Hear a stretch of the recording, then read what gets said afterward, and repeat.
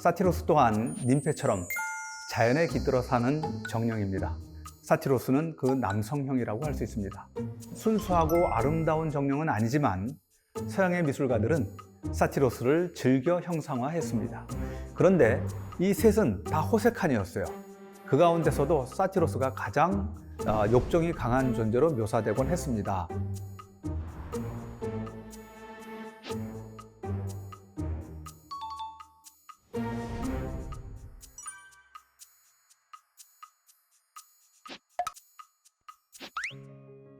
안녕하세요. 미술평론가 이주원입니다. 오늘의 주제는 화가들이 사랑한 신화의 조연들을 그린 그림들 그 두 번째로 사티로스와 판 편입니다. 사티로스 또한 님페처럼 자연에 깃들어 사는 정령입니다. 여성형 정령인 님페라면 사티로스는 그 남성형이라고 할 수 있습니다. 순수하고 아름다운 정령은 아니지만 서양의 미술가들은 사티로스를 즐겨 형상화했습니다. 인간과 동물의 하이브리드 형태여서 매우 흥미로운 시각적 이미지를 화면에 제공하기 때문입니다. 사티로스의 생김새를 먼저 좀 살펴보면요. 고대 그리스 시대 때 그려진 사티로스는 얼굴은 못생기고 둥근 편이었고 귀는 뾰족한 당나귀 귀였습니다. 엉덩이에는 말꼬리가 달려 있었습니다. 이런 부분을 제외하면 다른 모든 부분은 인간과 동일했습니다. 그러니까 사티로스는 이렇게 말과 인간의 하이브리드였다, 이렇게 이야기할 수 있습니다. 그런데 어느 순간부터 사티로스가 말과 인간의 하이브리드가 아니라 염소와 인간의 하이브리드로 표현되기 시작했습니다. 그래서 염소의 뿔, 염소의 다리를 가진 그런 염소와 혼합이 된 존재로 그려지기 시작한 겁니다. 두구로가 그린 이 그림에 그 염소가 된 사티로스의 모습이 잘 나타나 있습니다. 지금 님페들이 그 사티로스의 뿔을 잡아 끌고 있습니다. 원래 이 사티로스는 님페들을 놀래키려고 몰래 숨어 있다가 갑자기 나타난 사티로스입니다. 그래서 그림 오른편에 보면 놀라서 도망간 님페들이 보입니다. 하지만 그 가운데 굉장히 용감한 님페들이 있었죠. 더 이상 당하고만 있지는 않겠다. 그래서 4명의 님페가 사티로스에게 달려들었습니다. 사티로스는 안 가겠다고 저항하지만 벌써 여러 명이 달라붙어 있으니까 더 이상 힘을 쓰지 못하고 물 쪽으로 지금 딸려 들어가는 모습을 우리가 볼 수 있습니다. 자, 이렇게 말과 하이브리드였는데 어떻게 염소와 하이브리드가 되었는가, 그 혼란의 이유를 좀 살펴보면요. 그리스 문화가 이제 로마에도 전파가 되죠. 많이 로마 사람들도 그리스 문화에 익숙해집니다. 그런데 로마 사람들 가운데 그리스어를 할 줄 아는 사람들이 로마 신화에 나오는 캐릭터인 파우누스를 언급할 때 그리스어 사티로스를 사용했습니다. 그러니까 로마에도 하이브리드 캐릭터가 있었어요. 파우누스라고, 바로 염소와 인간의 하이브리드였습니다. 그런데 보니까 그리스에는 말과 인간의 하이브리드가 있어요. 비슷하다고 생각되지 않았겠습니까? 그러니까 파우누스를 이야기할 때 그리스어로 사티로스를 사용하다 보니까 바로 여기서 동화 현상이 생겨서 말과 하이브리드였던 사티로스가 염소와 하이브리드로 이렇게 표현이 되게 된 겁니다. 지금 시네이 메르세 팔이 그린 파우누스와 님페는 바로 그 로마 신화에 나오는 그 숲의 신격, 숲의 정령인 파우누스가 피리를 불다가 피리를 멈추고는 가만히 지금 기척을 느끼는 모습, 바로 그 장면을 표현했는데요. 숲을 저 바깥으로 보면은 아리따운 님프가 다가오고 있습니다. 그 기척을 눈치챈 거죠. 그래서 저 님페를 갖다가 납치하겠다는 생각에 지금 음흉한 미소를 짓고 있는 파우누스의 모습을 우리가 볼 수 있습니다. 그런데 이렇게 그리스 신화에는 그러면 염소와 하이브리드된 그런 존재가 없었느냐? 있었습니다. 그 존재의 이름이 판이에요. 판 역시 파우누스처럼 염소 뿔이 나 있고 염소의 다리를 가지고 있었어요. 그런데 이 그리스에서 판은 목양의 신이었습니다. 그래서 다프니스라는 소년에게 노래를 가르치고 그리고 피리를 가르쳤어요. 그래서 이 다프니스라는 소년이 목가의 창시자가 됩니다. 그런데 바로 이 판의 존재를 잘 몰랐기 때문에 그런 혼동이 생겨난 거죠. 그래서 시간이 흘러서 그리스 신화의 신격들에 대한 이해가 높아지면서 로마 사람들도 파우누스한테 걸맞은 존재는 판이 되겠다. 그래서 파우누스와 판을 동일시하기 시작합니다. 이런 연유로 인해서 서양 미술에서는 사티로스와 파우누스의 이미지가 서로 혼란스럽게 뒤섞이게 됐어요. 그래서 그림만 보고서는 이게 도대체 사티로스를 그린 건지 판을 그린 건지 파우누스를 그린 건지 구별이 쉽지 않은 그런 경우들이 왕왕 있습니다. 그런데 이 셋은 다 호색한이었어요. 그래서 바로 이들의 음탕한 모습을 그림으로도 많이 그리게 되었는데 그 가운데서도 사티로스가 가장 욕정이 강한 존재로 묘사되곤 했습니다. 그래서 카바넬이 그린 그림도 보면 사티로스가 님페를 막 훔쳐 달아나는 모습을 볼 수가 있어요. 님페는 사티로스가 싫다고 거부하고 있는데 이에 아랑곳하지 않고 사티로스는 님페를 자기 품에 품고 어디론가 이 여인을 데려가려고 합니다. 그래서 이런 음탕한 사티로스로부터 생겨난 단어가 사티리아시스라는 단어입니다. 남성 음란증을 뜻하는 사티리아시스라는 단어가 바로 이 사티로스라는 이름으로부터 생겨납니다. 사티로스 주제로 많이 그려진 것은요, 주로 사티로스가 관음증 환자로 표현된 모습들입니다. 사티로스는 음탕한 존재다 보니까 이렇게 님페들이 잠들어 있을 때 그 모습을 몰래 훔쳐보는 경우가 많아요. 심지어는 겁탈하기까지 합니다. 루벤스와 스니더러스라는 두 화가가 그린 이 그림에서 보면 아르테미스 여신이 님페들과 사냥하고 이제 쉬는 장면을 묘사한 그림인데 바로 그 현장에 사티로스 둘이 다가오고 있습니다. 천을 들고 님페의 벌거벗은 몸을 쳐다보고 있어요. 바로 이런 장면이 사티로스 주제와 관련해서 가장 많이 그려진 그런 주제 가운데 하나입니다. 이렇게 사티로스는 나쁜 남자 이미지로 많이 그려졌어요.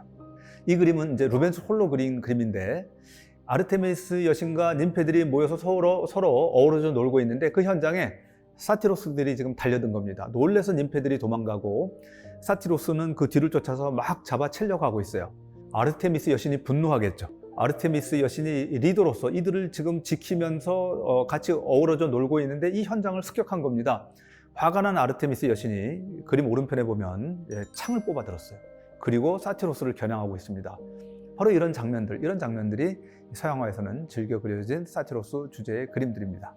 물론 사티로스도 숲의 정령이죠. 그러다 보니까 님페와 사티로스를 평화롭게 그린 그림도 없지는 않습니다. 클로드 로랭이 그린 님프와 사티로스가 춤추는 풍경이라는 이 그림 보면 악사들이 음악을 연주하는 아주 고즈넉하고 아름다운 풍경 속에서 사티로스와 님페가 서로 어우러져서 아름다운 춤을 추고 있습니다.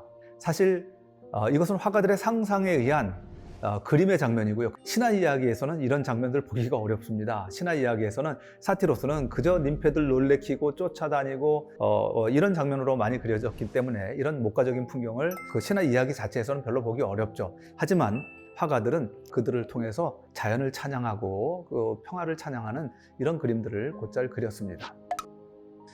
사티로스 주제와 관련해서 또 다른 많이 그려진 주제는 디오니소스의 수행원으로서 그려진 주제입니다. 디오니소스는 술의 신이죠. 와인의 신입니다. 포도주의 신이죠. 디오니소스가 한번 행차하면은 많은 남녀들이 그 뒤를 따랐습니다. 그래서 디오니소스의 뒤를 쫓는 마이나데스 여인들을 그렇게 부르고, 그리고 사티로스, 그 디오니소스를 쫓는 남자들은 대부분 사티로스들이에요. 티치아노가 그린 디오니소스와 아리아드네라는 그림을 보면 디오니소스가 아리아드네라는 여인을 만나서 너무 놀라서 지금 전차에서 풀쩍 뛰어내리고 있는데 그 뒤를 쫓아오는 무리가 보입니다. 여성들은 마이나데스, 그리고 남자들은 사티로스들입니다. 디오니소스는 제우스의 아들인데 제우스가 디오니소스를 키울 수가 없었어요. 왜?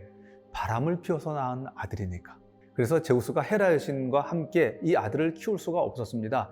그래서 디오니소스는 님페들에 의해서 길러져요. 그런데 님페들 말고 양아버지 노릇을 한 존재가 있었습니다.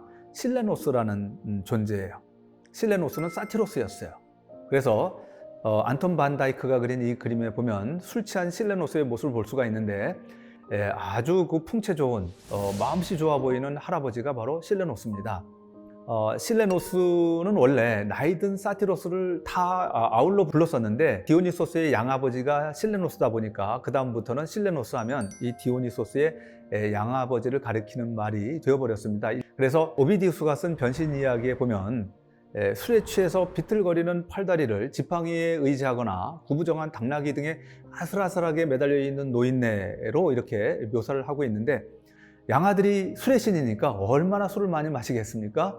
늘 이렇게 술에 취해 있는 이런 모습으로 그려지곤 했습니다. 이런 사티로스 일화 가운데 유명한 일화가 하나 있습니다. 님페 일화들과 달리 어떤 개별적인 일화들로 많이 만들어지진 않았어요. 그런데 이런 사티로스들 가운데 이름이 알려지고 그 일화가 전해지는 사티로스가 있어요. 그 대표적인 존재가 바로 마르시아스입니다. 마르시아스는 굉장히 음악을 좋아하는 사티로스였는데 어느 날 길을 가다가 땅에 떨어진 피리를 하나 봅니다. 그래서 그 피리를 주워서 불어봤어요. 너무나 아름다운 소리가 납니다. 사실 그 피리는 아테나 여신이 만든 피리였어요. 그래서 그 악기 가지고 지금 연습하는 모습을 엘리우 베더라는 화가가 그렸는데, 여기서는 마르시아스가 굉장히 어린 그런 소년의 모습을 하고 있습니다. 너무나 아름다운 음악이 연주되니까 산토끼들이 다 주변으로 모여들었어요. 그래서 마르시아스가 연주하는 이 음악을 귀담아 듣는 모습입니다. 이제 뛰어난 연주를 하게 된 마르시아스는 감히 이 세상에 나와 대적할 사람은 없다, 이런 생각을 갖게 됩니다. 그렇게 생각을 하고는 감히 음악의 신인 아폴론에게 도전하게 됩니다. 그래서 두 신이 시합을 벌이게 되는데, 수스트리스가 그린 그림에서 우리는 그 시합 장면을 볼 수가 있습니다. 아폴론은 수금을 연주했는데 이 그림에서는 역시 현악기죠, 바이올린을 든 모습으로 표현을 했습니다. 그리고 마르시아스는 피리를 불고 있죠. 누가 이겼겠습니까? 당연히 신인 아폴론이 이겼죠. 그렇게 아폴론은 승리를 하고 난 다음에 벌을 내립니다. 마르시아스한테. 어떤 벌을 내리느냐, 얀센스가 그린 그림에 그대로 나타나 있습니다. 마르시아스의 살껍질을 벗기는 벌을 내립니다. 지금 마르시아스는 바닥에 누워 있는데 그 오른팔에 다가간 존재는 아폴론이죠. 칼을 들어서 살가죽을 벗기고 있어요. 핏방울이 떨어지고 있습니다. 그런 잔인한 형벌을 마르시아스가 받게 되죠. 이렇게 마르시아스는 신에게 도전했다가 결국은 죽음을 맞이하게 됩니다. 사티로스의 일화 가운데 대표적인 게 마르시아스 일화라면, 판의 일화 가운데 대표적인 일화는 시링크스 일화입니다. 시링크스는 아르카디아 지방에 살던 아름다운 ним페였어요. 시링크스는 아르테미스 여신을 추종하는 ним페였기 때문에 평생 순결을 지키겠다, 이렇게 서약을 했습니다. 그런데 시링크스에게 어느 날 판이 갑자기 나타나서는 달려듭니다. 그냥 말로 해서는 안 될 것 같으니까 무조건 납치하려고 한 거죠. 그렇게 덤벼듭니다. 놀란 시링크스가 막 도망갑니다. 그러니까 판이 뒤쫓아오죠. 그런데 그 판의 달리기를 어떻게 이길 수 있겠습니까? 시링크스가 결국은 강 앞에 다다르게 됩니다. 더 이상 피할 수가 없어요. 다급한 목소리로 그 강의 ним페들한테 호소합니다. 제발 나를 도와주세요. 나는 이 판에게 내 순결을 잃고 싶지 않습니다. 제발 나를 도와주세요. 살려주세요. 이렇게 호소를 하게 됩니다. 그렇게 도움을 청하니까 그 외침이 끝나자마자 시링크스가 갑자기 갈대로 변해버리고 맙니다. 갈대로 변해서 판의 그런 욕망으로부터 벗어나게 해준 거죠. 판은 줄기차게 달려와서 이제 막 잡게 되었는데, 눈앞에 시링크스를 잡게 되었는데 갑자기 시링크스가 사라졌어요. 그러더니 눈앞에 갈대들이 펼쳐지는 겁니다. 너무 놀랬죠. 그래서 막 숨을 헐떡였는데, 숨을 헐떡이니까 갈대 사이로 이 숨바람이 지나가면서 피리 소리 같은 게 들립니다. 그러니까 판은 이 갈대들을 자릅니다. 자기 사랑이 갈대로 변했다는 사실을 알고 갈대를 잘라서 그거로 피리를 불기 시작합니다. 그래서 그 사이즈를 다 다르게 잘라서 그걸 붙여서 만든 피리를 우리는 펜파이프라고 부르는데, 펜파이프의 펜이 바로 이 판을 가리키는 겁니다. 그래서 그 일화를 생각나게 하는 그림이 바로 해커의 이 시링크스라는 그림입니다. 또 판은 패닉이란 말의 어원이 되었습니다. 우리가 아주 공황 상태에 빠지면, 너무나 큰 공포에 빠지면 그걸 패닉이라고 부르죠. 베클린이 그린 그림 보면 이렇게 간혹 사람들을 공포에 빠뜨리는 판의 모습이 잘 그려져 있습니다. 목동이 염소 떼를, 사냥 떼를 데리고 이렇게 막 돌아다니고 있었는데, 지금 산등성이 위에 보면은 염소뿔을 한 아주 사납게 생긴 존재가 산 아래쪽을 내려다보고 있는 모습을 볼 수가 있어요.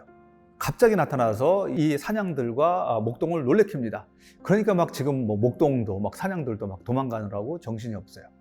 바로 그 패닉과 관련된 판의 일화를 그린 그림입니다. 그리고 또 재미있는 팁을 하나 드리면, 우리가 기독교의 사탄 할 때 떠올리는 이미지 있죠. 그 생긴 모습이 어디서 나온 것이냐? 그게 바로 판으로부터 왔다는 것입니다. 고대 말 기독교의 지식인들은 판과 사티로스를 매우 부정적인 존재로 여겼습니다. 특히 교부인 성 히에로니무스는 그들이 호색한인데다가 사람들에게 여러 가지 나쁜 그런 영향을 끼친다 해서 사탄의 상징이라고 서술을 합니다. 이 이미지가 세월이 흐르면서 더욱 뚜렷하게 자리를 잡게 되고, 그래서 오늘날 우리가 일반적으로 사탄하면 떠올리는 그 이미지, 바로 판의 이미지로부터 왔다고 말씀드릴 수 있겠습니다. 오늘은 이렇게 사티로스와 판을 그린 그림들을 살펴보았습니다. 다음 시간에는 무사히와 카리테스를 그린 그림들을 살펴보도록 하겠습니다. 감사합니다.